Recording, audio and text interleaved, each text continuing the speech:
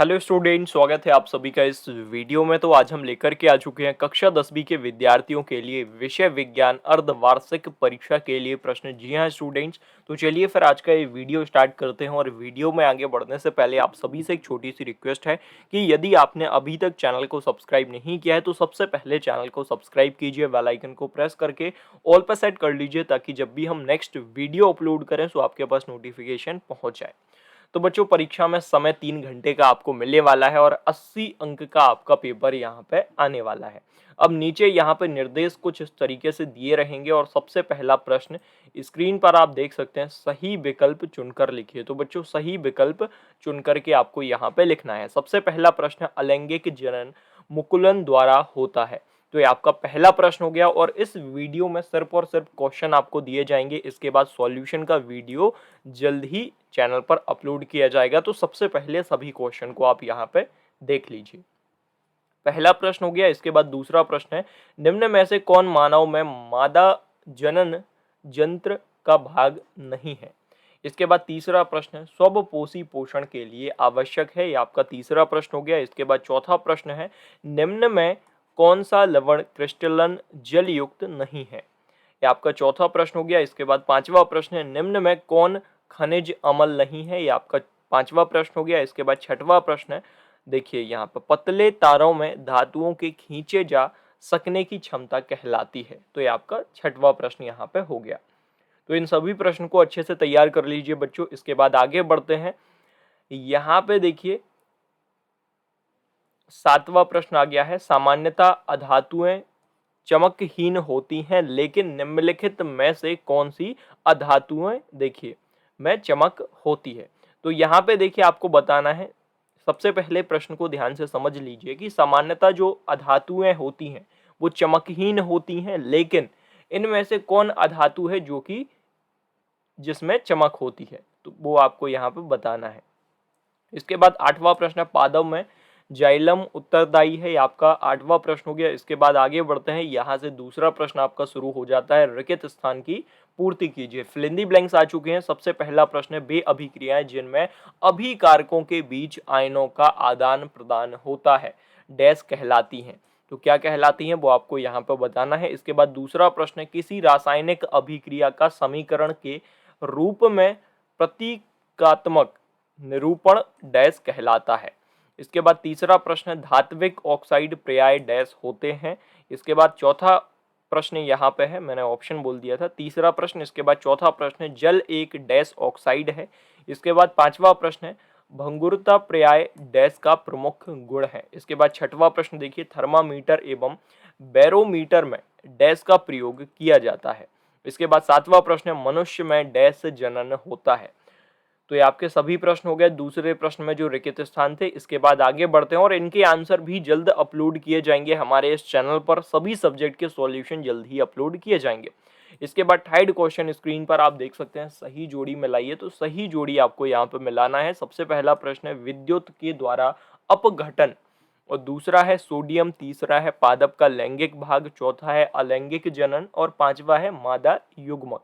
तो इनके आंसर जल्द ही आपको बताए जाएंगे। सबसे पहले सभी क्वेश्चन को देखते जाइए। इसके बाद चौथा प्रश्न आ गया है, एक शब्द या एक वाक्य में उत्तर दीजिए। तो बच्चों, इस प्रश्न में एक शब्द में या फिर एक वाक्य में उत्तर देना है।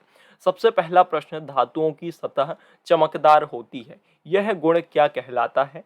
दूसरा प्रश्न है, पारे की मिश्रातु क्या कहलाती है। तीसरा प्रश्न है, अयस्कों में उपस्थिति मिट्टी एवं रेत की अशुद्धियां क्या कहलाती हैं। चौथा प्रश्न है यहाँ पे, वायु की अनुपस्थिति में होने वाले श्वसन को क्या कहा जाता है। पांचवा प्रश्न है, पादप के वायवीय भागों द्वारा वाष्प के रूप में जल हानि क्या कहलाती है। तो यहाँ पे सभी प्रश्न आपने देख लिए। इसके बाद आगे बढ़ते हैं। पांचवा प्रश्न यहाँ पे आ गया है चौथे प्रश्न के बाद, श्वसन को ऊष्माक्षेपी अभिक्रिया क्यों कहते हैं, वर्णन कीजिए। तो यहाँ पे वर्णन आपको करना है।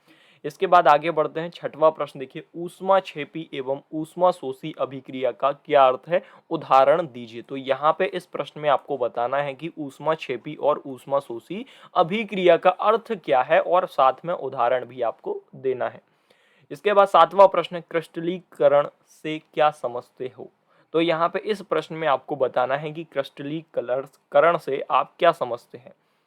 तो इस प्रश्न को भी अच्छे से तैयार कर लीजिए। इसके बाद आगे बढ़ते हैं। यहाँ पे देखिए 8वां प्रश्न आ गया है, बेकिंग पाउडर एवं धावन सोडा को गर्म करके कैसे अंतर करेंगे।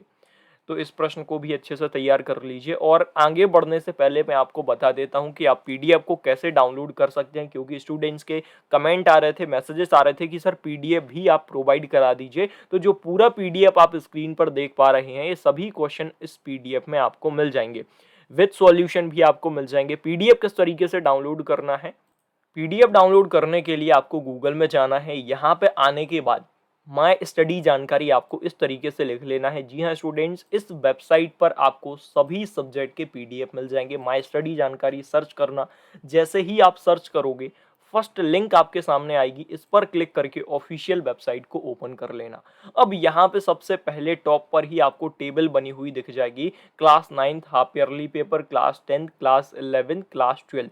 तो यहाँ पे class 10th half yearly paper वाला जो ऑप्शन है, इसके सामने क्लिक हेयर वाले ऑप्शन पर अपन क्लिक करेंगे तो मेन पेज आपके सामने इस तरीके से ओपन हो जाएगा। अब यहाँ पे देखिए बच्चों, नीचे देखिए, नीचे जाना है आपको। यहाँ पे टेबल बनी हुई जो दिख रही है, देखिए यहाँ पे सब्जेक्ट वाइज दिए गए हैं, class 10th Hindi, English, math, science. अपन को साइंस का डाउनलोड करना है यानी कि विज्ञान। तो क्लिक हेयर वाले बटन के सामने यहाँ पे जो क्लिक हेयर दिया गया है, इस पर क्लिक करेंगे तो आप नेक्स्ट पेज पे जाएंगे और येलो कलर से जो डाउनलोड बटन आएगा उस पर क्लिक करके आप इजीली पीडीएफ को डाउनलोड कर पाएंगे।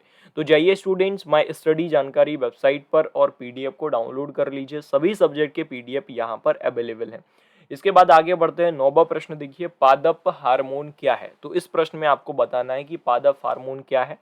इसके बाद आगे बढ़ते हैं। 10वां प्रश्न, तारे क्यों टिमटिमाते हैं। तो इस प्रश्न में आपको ये बताना है कि तारे क्यों टिमटिमाते हैं। इसके बाद बच्चों 11वां प्रश्न है, मेंडल के प्रयोगों द्वारा कैसे पता चला कि लक्षण प्रभावी अथवा अप्रभावी होते हैं। तो इस प्रश्न में आपको बताना है कि मेंडल के जो प्रयोग किए गए उनके द्वारा कैसे पता चला कि लक्षण जो होते हैं वो प्रभावी और अथवा अप्रभावी होते हैं।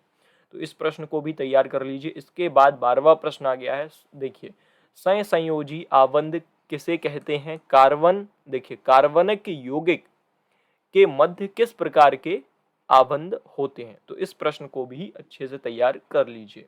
इसके बाद 13वां प्रश्न यहाँ पे आ गया है, संतृप्त एवं असंतृप्त हाइड्रोकार्बन क्या होते हैं। तो इस प्रश्न में आपको बताना है, इसको भी अच्छे से तैयार कर लीजिए। इसके बाद 14वां प्रश्न है, देखिए यहाँ पे डोबे राइनर का त्रिक नियम क्या होता है, वो आपको इस प्रश्न में बताना है। इसी तरीके से पूरे प्रश्न इस पीडीएफ में आपको मिल जाएंगे। देखिए 13वां प्रश्न, इसके बाद 14वां प्रश्न, 15वां प्रश्न, सभी प्रश्न आपको इस पीडीएफ में मिल जाएंगे। तो जो प्रोसेस मैंने आपको बताई है, माय स्टडी जानकारी वेबसाइट, गूगल में सर्च करना, माय स्टडी जानकारी इस तरीके से लिखना और सर्च कर देना। लिखने के बाद देखिए फर्स्ट लिंक जो आएगी उस पर क्लिक करके ऑफिशियल वेबसाइट को ओपन करना। इस तरीके से आपके सामने यहाँ पे वेबसाइट ओपन हो जाएगी और यहाँ पे लिंक आपको दिख जाएंगी। तो जाइए स्टूडेंट्स, माय स्टडी जानकारी वेबसाइट से पीडीएफ को इजीली डाउनलोड कर लीजिए।